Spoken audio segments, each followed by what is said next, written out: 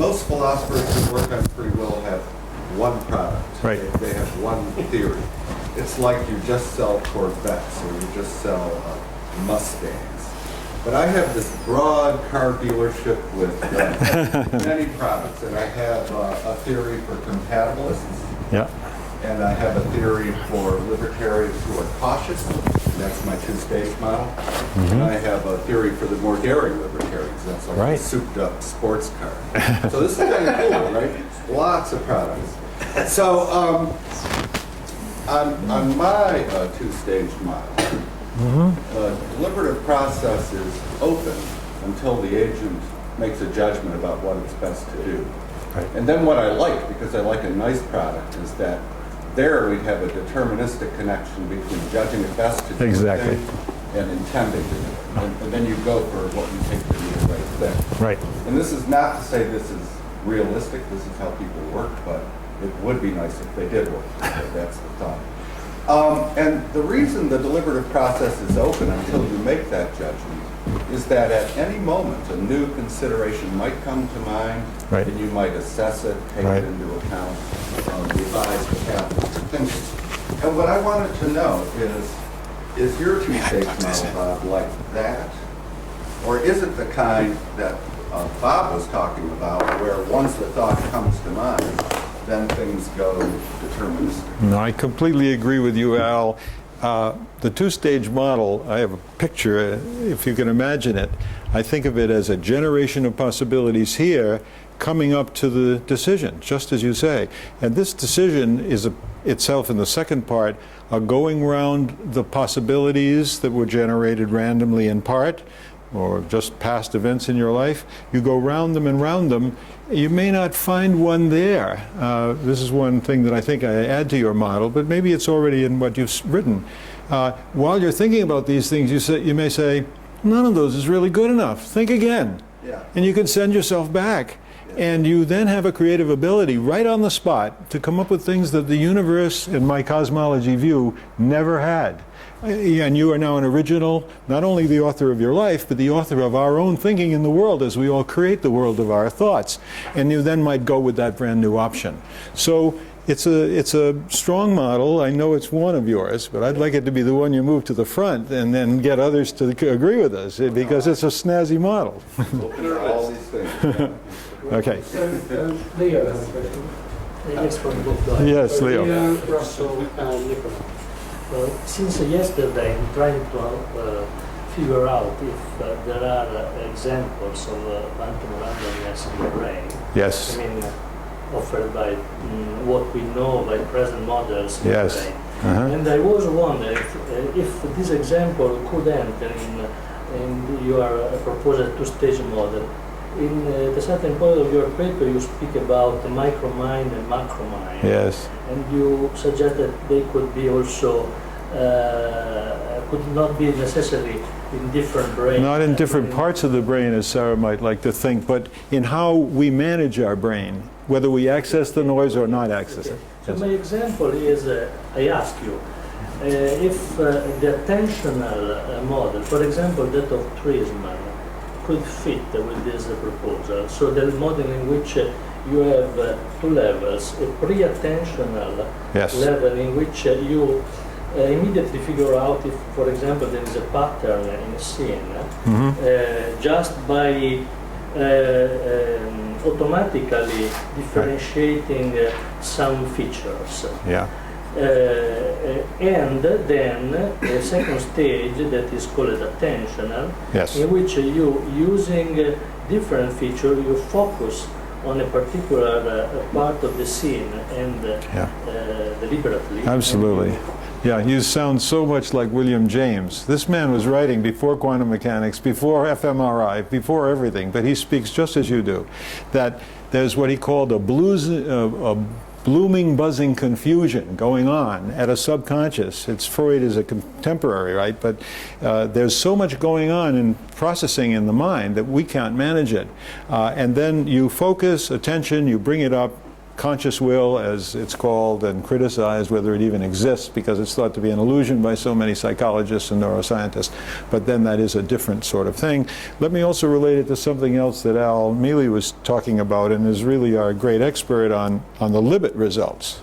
Because if you think about my part of time before the decision where you're generating possibilities, this could be the Bereitschaft potential, the readiness potential that's coming up in the mind as it's starting to think, oh, I'm approaching a situation, and I'm asking my mind, my subconscious, give me all the possibilities that I've got here.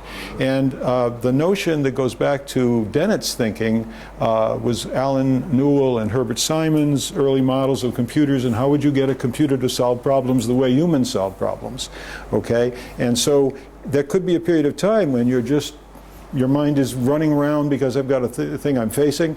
If it's a distal decision, as Al calls it, I might do this for months. I might ponder these possibilities, weigh them, they go this way and that way. They may be Bob Kane's notion that you're in a moral dilemma, which is beyond my job grade. I'm really into the mechanisms and the physics. But then the second stage would be the one that you're now quite aware of the possibilities that, you know, Dennett has this model called functional homunculi, that we are in fact the sum of a bunch of things that have happened over time that have programmed us into millions of little robots. And those robots are talking to you and calling for your attention. And if you're familiar with Bernard Baars, the great textbook author on consciousness, his theater model of consciousness is that it's like this room. And there's a kind of executive in the middle of the room. But in Al's picture of it all, as we picture all the early things that might be possible, those are like little parts of our brain talking to us. And they have an independent role. They're purposeful in the Bernard Baars model. They're trying to say, Leonardo, I know something about this. Pay attention to me. I'll get you out of trouble. But it may be going on in a rather chaotic mode, because we are great information processors. Orders and orders and orders of magnitude beyond. So is that answer? This is my... Well, I was just to add representing that this is interesting. I mean, for example, this example, but probably one could do many others, because they occur in quite same region of the brain. Ah, I see. So that, Yeah, I don't know much about the specific region, so I don't... the same or very close region of the brain. So Okay. this could be. Good. So Russell, I have two questions. The first is the second stage. Who two? The second stage of your two-stage process.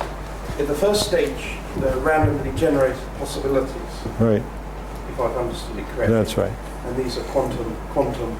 Only in order to be free of the projections that the universe has determined us to be what we want to be. It could be another kind of So the random. second stage is in a sense, thinking about these possibilities and going around, right, and fastening on one rather than the other. Yeah, Now the fastening, yes. is that a quantum event? No, It's a random event. It's not a random. no, the randomness has generated our possibility. Well, you know, as you and I spoke earlier, I've identified several people who've had a two-stage model, but I like to go back to Aquinas and his 9 or 10-stage model, because he really did have a lot of these things being considered, and he consults the intellect and so forth, and there's it can be a very long process. It's not a moment in time with a fixed past, as most of the compatibilists today say, totally determines the next moment. So does that kind of get to your sense of it? There's a sense in which it comes back to the question of what it is that facilitates that capacity. Well, I think the writers I've found who describe it best are people like David Hume, who separated reason and the intellectual process of considering possibilities from the desire now to do something and the passion to say, I'm going with this one. But Bob Kane has a bigger level answer, and that has to do with a responsibility issue. Well, notice there's something got to be very clear on here, and that is between the time when the last undetermined new idea comes and the choice is made, there's going to have to be some time gap there. Yeah. And between those two, it's determined.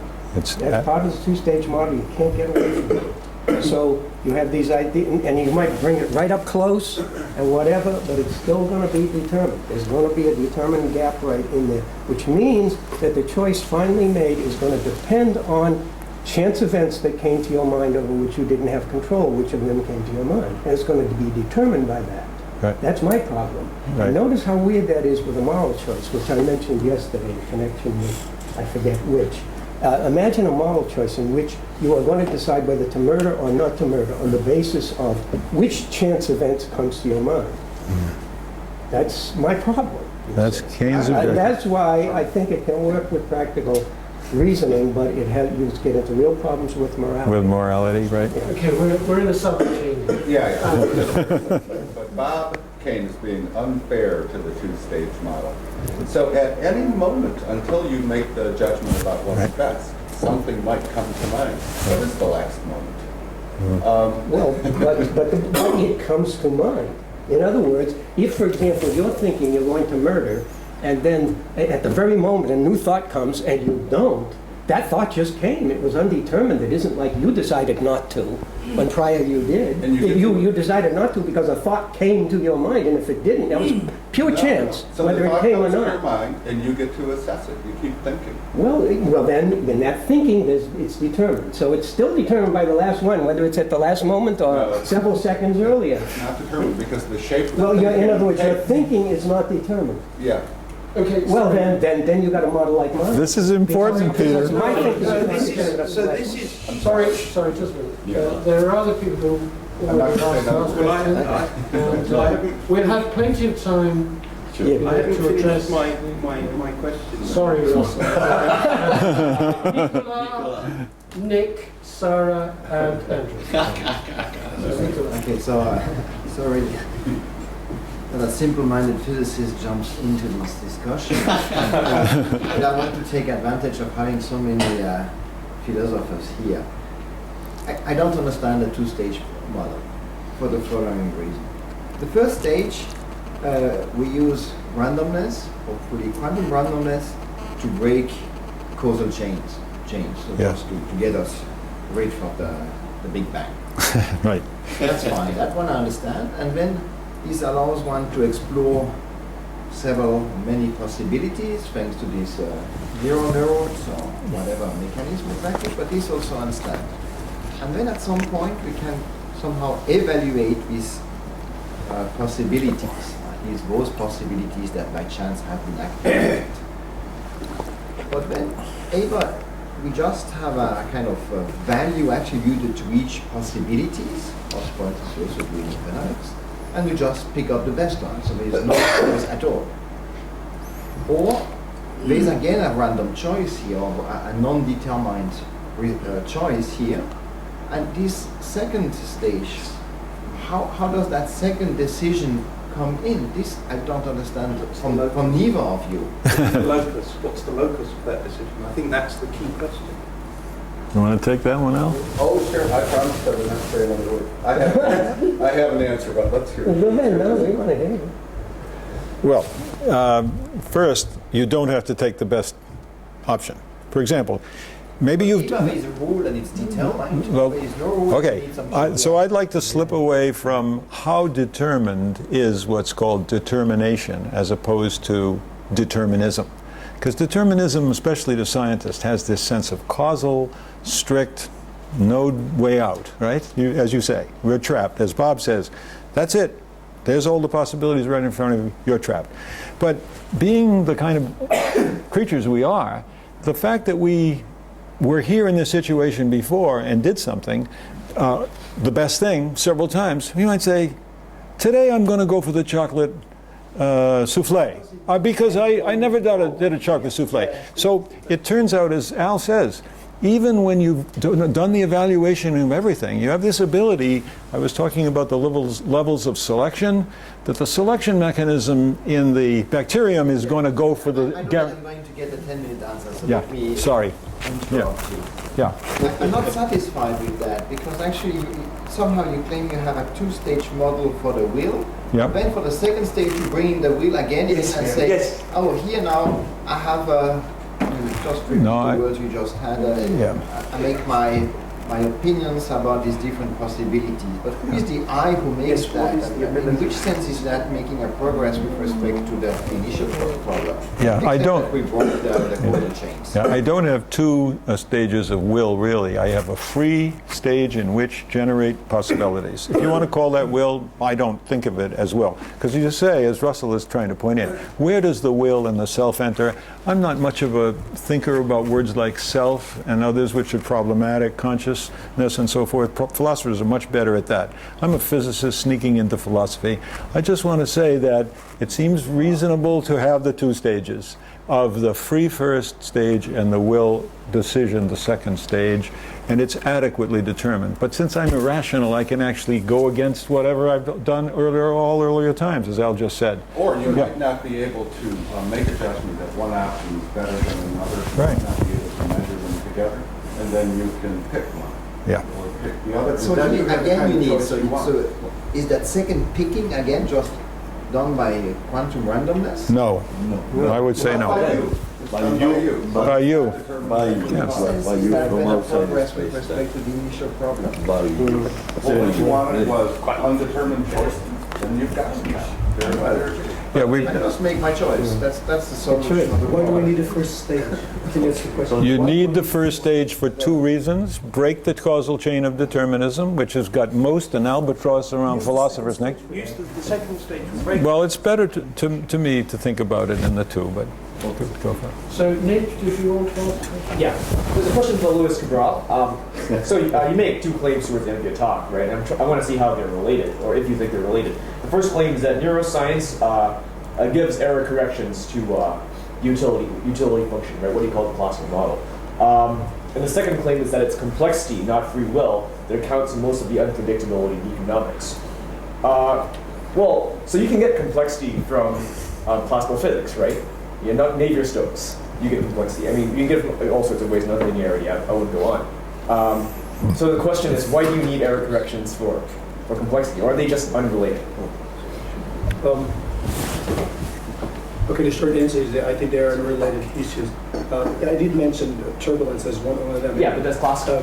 And you had an analogy between classical physics and classical economics, right? Yeah, I mean, that analogy is very simple. It's just the analogy that to the extent that you believe in the law of large numbers, you can do a lot of things in day-to-day activities without worrying too much about the source of randomness, whether it's free will, randomness, measurement error, what have you.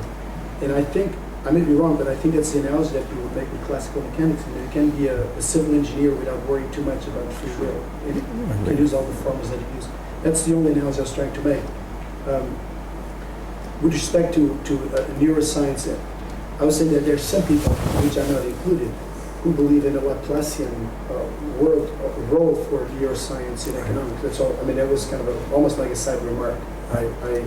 I really don't believe that's the case, but there are people who believe that. And there are particularly that people who have a very cheap version of neuroscience and believe in that. Could I? Sorry, but you answer the question. The question is, what do the error corrections have to do with complexity? Okay, that's the question. No, that's a matter of degree.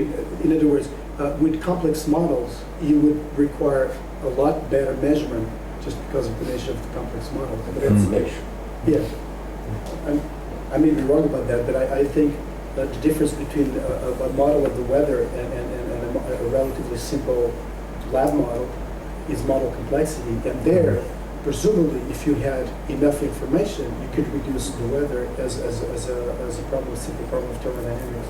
Okay, sorry. Can I just Sarah, another question. It's also for Luis. Actually, I'm very happy that someone brought the topic of economics and choice to this conference. Sometimes. Okay.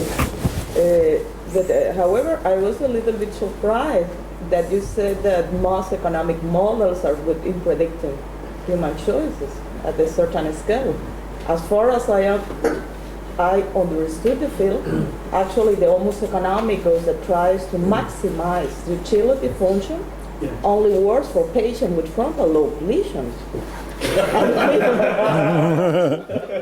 I mean, we have emotions, and what we try to do is to minimize the anticipated emotion, the anticipated consequence like disappointment, regret. So that's a good question. So my point is that economics, like classical mechanics, works very well within a certain realm. The question is how far you want to push it. And there's a lot of decisions, talking about purchase decisions, models of options, of strategic behavior, of firm competition, where all of that emotional element, uncertainty and free will and so forth, is encapsulated into an epsilon which is independent, or at least certainly independently distributed across players. And if you have a large enough number of players, it all cancels out. A lot of large numbers just works fairly well. The moment you start, on the one hand, focusing on the microscope, on trying to understand the behavior of a particular person, or behavior that's not economic in nature, like you're dealing with a relative or a friend, or you're having a moral decision, there's no question in my mind that economics as a model starts shaking. The ultimatum game, for Yeah. example. But I don't see that as a problem with economic, economics laws. Just like if you're a mechanical or a civil engineer, you don't see any incompatibility between using classical mechanics and at the same time knowing that it's all wrong at a certain level.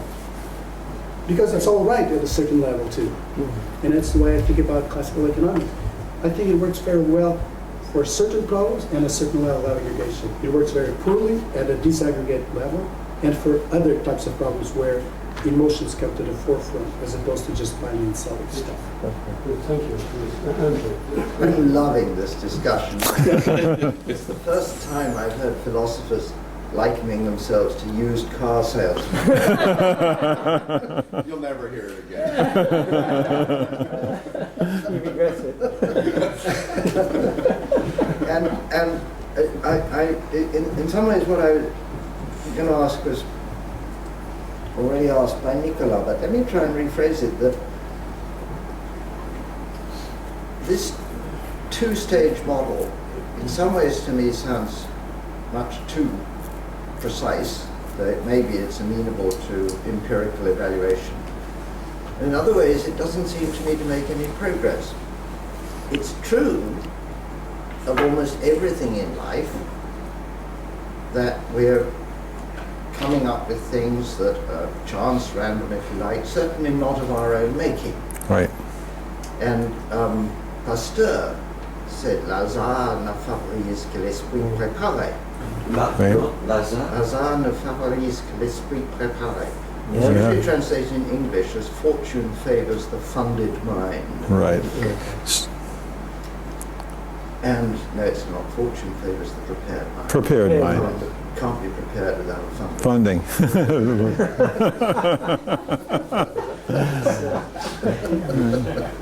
A nice slip. That's why we're funding. And, we don't choose our parents, we don't choose where we're born, we don't choose how tall we are and where we go to school. There's all sorts of things that are immensely influential that could have been otherwise. Right. And if you're saying, that in our mental processes, in our contemplation, we go through lots of possibilities. Well, that's true. It's how you solve problems in maths or physics or science and so on. That's no problem with at all. But I'm wondering how you get away from what, I don't know if you know the expression, turtles all the way down.